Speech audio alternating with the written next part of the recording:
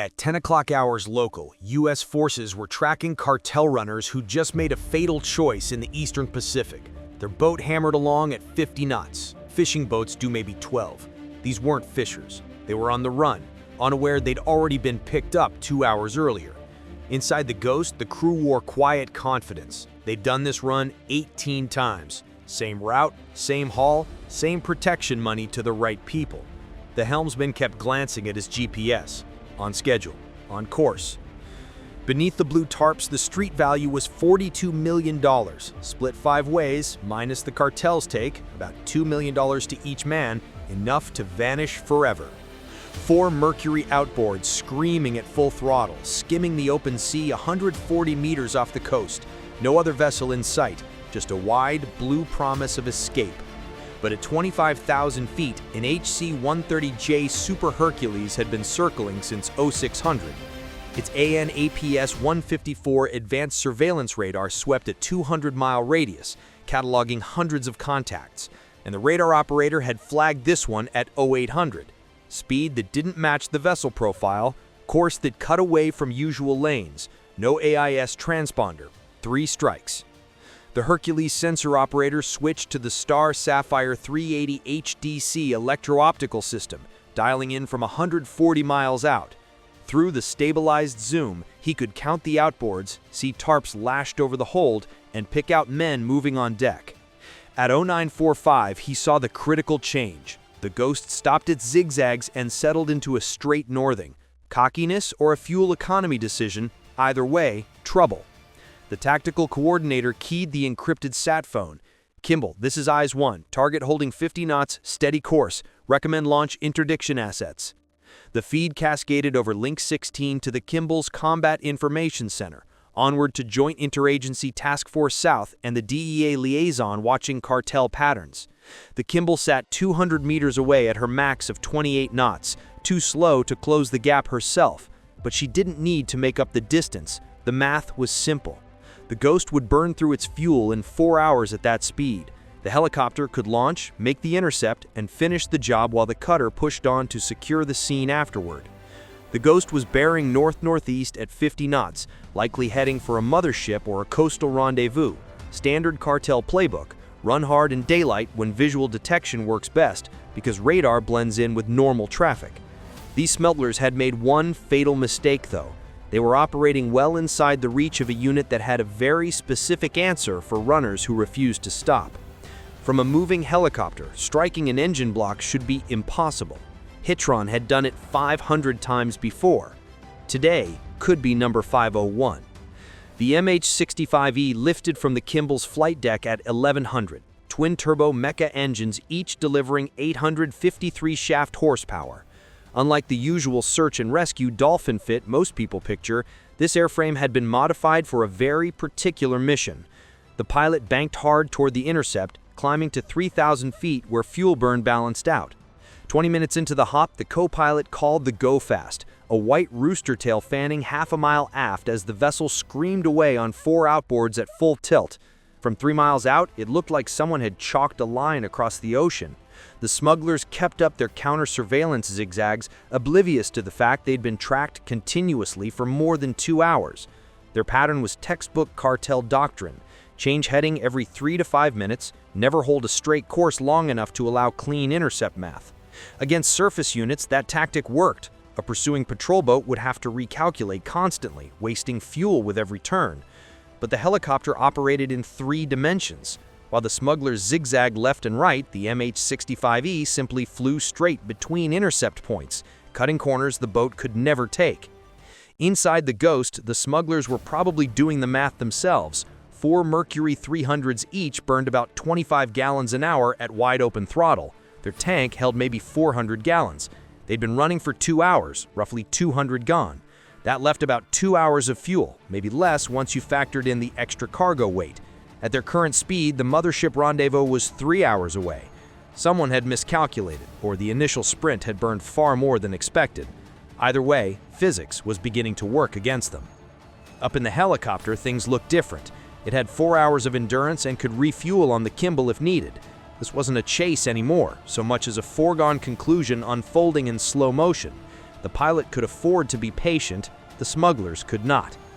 The helicopter dropped to 500 feet and closed from the Ghost's turn, holding a 500-meter standoff. That approach kept the aircraft outside effective small arms range while putting it in the best position for whatever came next. Matching the Ghost's speed, the pilot initiated the compliance phase required by Coast Guard procedure. Time for technology to do the talking. The co-pilot powered up the long-range acoustic device, the LRAD, capable of projecting clear commands at 162 dB, louder than a rocket launch at close range. They broadcast in English and Spanish. Stop your vessel, prepare for boarding. This is the United States Coast Guard. The helicopter's rotor downwash turned the vicinity into a localized hurricane, spray and chaos everywhere, but the smugglers didn't slow. Their calculus was simple. 5 men, 2,800 pounds of contraband worth roughly $42 million on the street, and the prospect of 20-year sentences for surrender. Running offered the only sliver of hope. Maybe they could reach shallow water or friendly territory. They took that risk, unaware the helicopter above had dealt with runners many times before. 15 minutes of warnings, visual signals, and siren wails produced exactly 0 compliance. The pilot radioed the Kimball for authorization to fire warning shots. Approval came back immediately. The rules of engagement were crystal clear for vessels that refused to stop in international waters. The gunner-ready, the M240B bolted to the flank, a beast that could spray 650 rounds of democracy a minute. The first burst wrote a message in tracer streaks and spray. Rounds slammed down just ahead of the Ghost's bow. That unique percussion of the M240B, the mechanical hammering any combat vet recognizes as serious business, rolled over the water. Most runners quit there. These guys didn't. Either desperate or dumb, they dug in. They poured on throttle. 4 Mercury outboards howled at redline, props cavitating as the boat fought through evasive turns. The Ghost ripped to port, swung to starboard, then back to port, trying to upset the helicopter's sights. Against a fast fixed wing, that might work. Against a helicopter that can pivot quicker than any boat can turn, it was mostly theater. After 3 warning bursts, it was obvious these smugglers had picked the hard route. The pilot reported non-compliant subjects. The response was immediate. Authorized. The aerial gunner swapped roles as well as weapons, from the M240B to something surgical, a Barrett M107 semi-automatic in .5 BMG. That wasn't just a different gun, it was a different conversation, from warning shots to engine termination. The gunner was part of the Helicopter Interdiction Tactical Squadron, HITRON, out of Jacksonville, the only airborne law enforcement unit in the world authorized for what they call airborne use of force. HITRON crews are the apex predators of maritime interdiction. Since 1998, they've run over 500 vessel interdictions, knocking $6.7 billion worth of contraband out of cartel logistics. These aren't your average Coast Guard aviators. They train to shoot engines out of fleeing boats from moving helicopters in ocean conditions. Selection starts with the top 1% of Coast Guard marksmen, and then it gets far harder. Candidates spend months at the Maritime Security Response Team training site, firing from moving platforms in Sea State 4, 6-foot swells with 20-knot winds. They learn to read wave patterns, time the oceans, and sync their breathing to the helicopter's motion. A typical training evolution chews through 5,000 rounds per gunner. The ballistics they master are brutal. The helicopter moves at 50 knots on 3 axes, pitch, roll, yaw, while the target runs at 50 knots on a different vector. Swells add vertical motion to both platforms, wind tries to deflect rounds, and engine vibration misalign aim, and salt spray fogs optics. Most military snipers shoot from stable perches at stationary targets. HITRON gunners do neither. Why target engines specifically? Sinking boats destroy evidence and creates maritime emergencies, but a boat with no engines, that's just a floating crime scene waiting for processing. The engines are also the largest, most fragile targets, aluminum blocks filled with precision parts that turn into shrapnel when hit by anti-material rounds. One shot, one engine, no exceptions. The Barrett M107 weighs 30 pounds. Each round weighs 42 grams and leaves the barrel at 853 meters per second, carrying over 11,000 foot-pounds of energy. For perspective, that's enough kinetic energy to punch through an inch of steel at 500 meters. Outboard engine blocks made primarily of aluminum might as well be tissue paper. The targeting system combined an EOTAC 553 holographic sight with an ANP Q2 infrared laser designator. The holographic sight projected a wrestle that appeared to float at infinity, allowing the gunner to keep both eyes open while tracking. But at these ranges, in these conditions, technology is just an aid. The real weapon was the gunner's experience. Over 200 interdictions, thousands of training rounds, muscle memory that could compensate for helicopter movement, target movement, and ocean swells simultaneously. The first 50 caliber round found the starboard outer engine's powerhead. The 300 horsepower Mercury didn't just stop, it disintegrated. Aluminum fragments and oil erupted in a black cloud as internal components suddenly became external. The Ghost fast speed dropped from 50 to 38 knots instantly. The smugglers probably hoping 3 engines might be enough to escape. Hope went down the tubes with the second shot. The port outer engine took the round through its med section, severing fuel lines and destroying the water pump. The engine seized solid in seconds. Speed bled to 25 knots. The Go Fast began to wallow, its aggressive maneuverability gone. The third shot was almost artistic. The gunner hit a rhythm. Helicopter motion, target movement, wind, and trigger squeeze synchronized.